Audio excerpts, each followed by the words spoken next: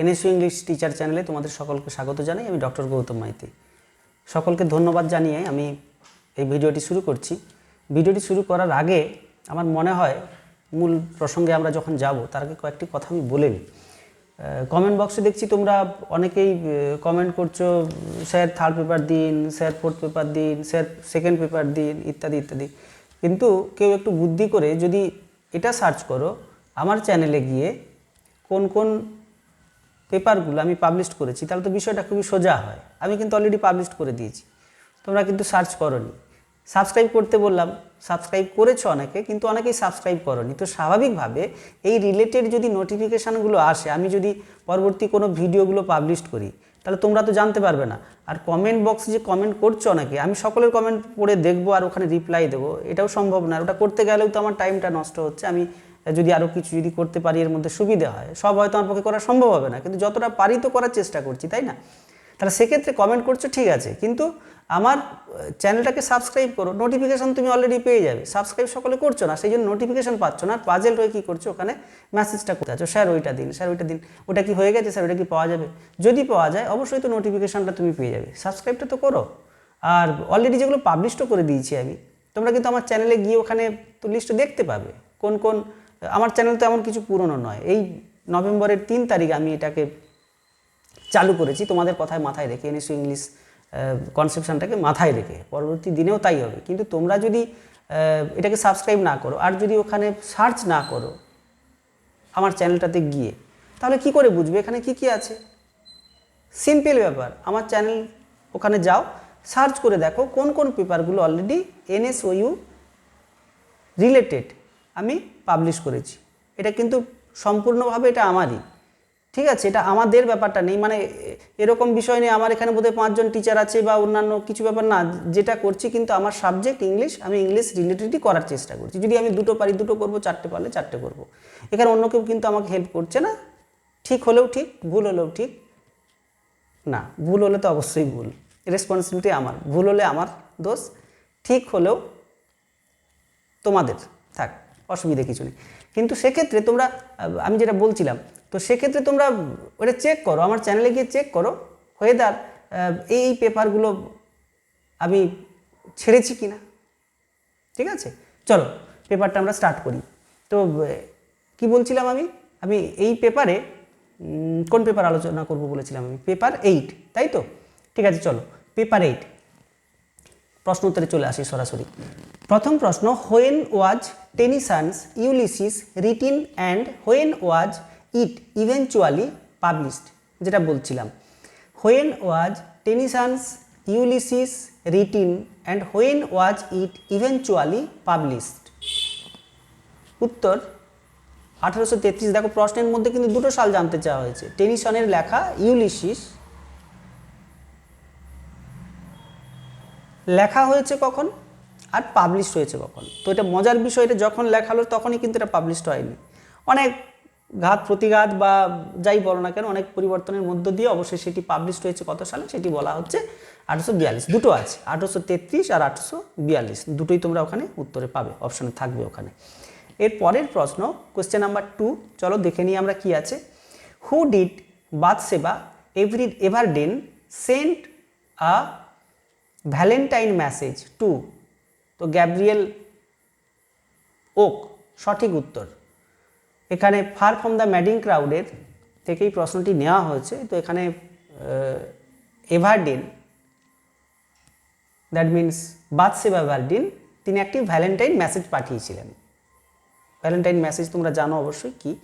তো সেই মেসেজটি কার উদ্দেশ্যে ছিল? উত্তর হচ্ছে, সঠিক উত্তর, গ্যাব্রিয়েল ওক।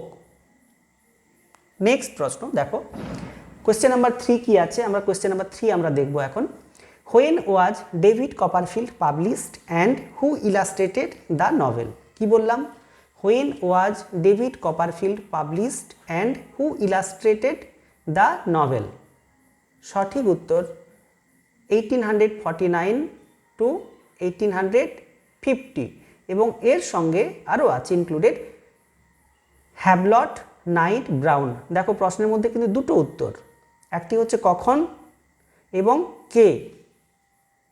কখন ডেভিড কপারফিল্ড তোমরা জানো একটি বিখ্যাত নভেল, ডেভিড কপারফিল্ড কখন পাবলিশড হয়েছিল, আর এই নভেলটিকে ইলাস্ট্রেট কে করেছিলেন, তার নাম কি? তাহলে সঠিক উত্তর 1849 থেকে 1850 একটি, that means one answer.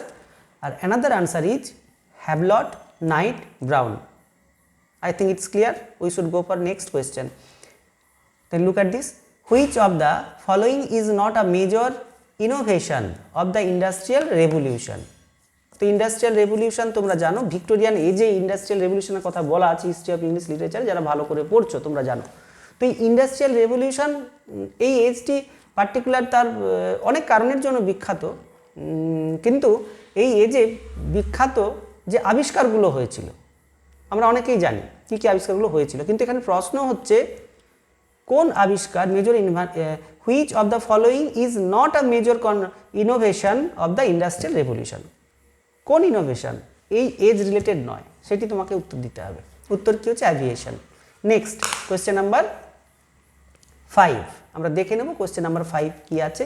From which classical text is the prologue to the poem the cry of the children? Once again I repeat the question. The question is, from which classical text is the prologue to the poem The Cry of the Children? উত্তর হচ্ছে অ্যান্টিগন। উত্তর কি বললাম? উত্তর হচ্ছে অ্যান্টিগন, একটি classical লেখা, বিখ্যাত লেখা। তো সেখান থেকে এই কনসেপশন বা এই পোয়েম রিলেটেড যে প্রলোগ সেটাকে নেওয়া হয়েছে। উত্তর, সঠিক উত্তর অ্যান্টিগন। চলো দেখে নিই আমরা পরের প্রশ্ন কি আছে। The next question is question number 6। In Far from the Madding Crowd who betrays Fanny Robin? তো Fanny Robin, Far from the Madding ক্রাউডের প্রশ্ন আগে দেওয়া হয়েছিল এখানে, আবার once again another question has been attached here, has been given there. In Far from the Madding Crowd who betrays Fanny Robin? সঠিক উত্তর সার্জেন্ট ট্রয়। কি বললাম? সঠিক উত্তর Sergeant Troy, SERGEANT, Sergeant Troy, TROY, sergeant Troy. চলো দেখে নিই পরের প্রশ্ন কি আছে। পরের প্রশ্নটি খুবই ছোট। কোয়েশ্চেন নাম্বার 7 কি আছে চলো আমরা দেখে নিই। In Jane Eyre how old is Jane when the novel begins? কি বললাম? In Jane Eyre how old is Jane when the novel begins? তোমরা জানো জেন আয়ার একটি বিখ্যাত নভেল, ফেমিনিস্ট নভেল। তো জেন আয়ারের শৈশব থেকে বড় হয়ে ওঠা তার গল্প আমরা এখানে পাবো। তো সেই জেন আয়ার থেকে এখানে প্রশ্ন একটি করা হয়েছে, জেন আয়ার নভেল যখন শুরু হয় তো সেই জেন আয়ার তার বয়স কত ছিল, এটাই তোমার কাছে জানতে চাওয়া হয়েছে। উত্তর, সঠিক উত্তর হচ্ছে 10। ওকে, 10। এর পরের প্রশ্ন চলো দেখে নিই। Question number 8।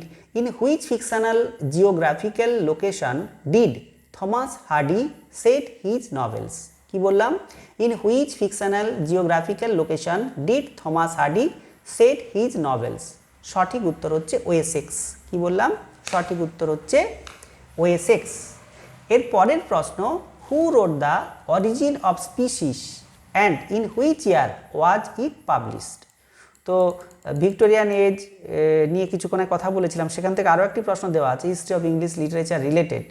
তো এটা বলা হয় যে আমাদের পূর্বপুরুষ কারা বা কে ছিল, এরকম একটি প্রশ্ন হয় না, সেই রকমই সেই কনসেপশন এখানে মাথায় রেখে দেওয়া হয়েছে চার্লস ডারউইনের থেকে। Who wrote the origin of species, প্রশ্নটা আমি আরেকবার বলছি দেখে না। Who wrote the origin of species and in which year was it published? Origin of species কে লিখেছিলেন, লেখকের নাম জানতে চাওয়া হচ্ছে,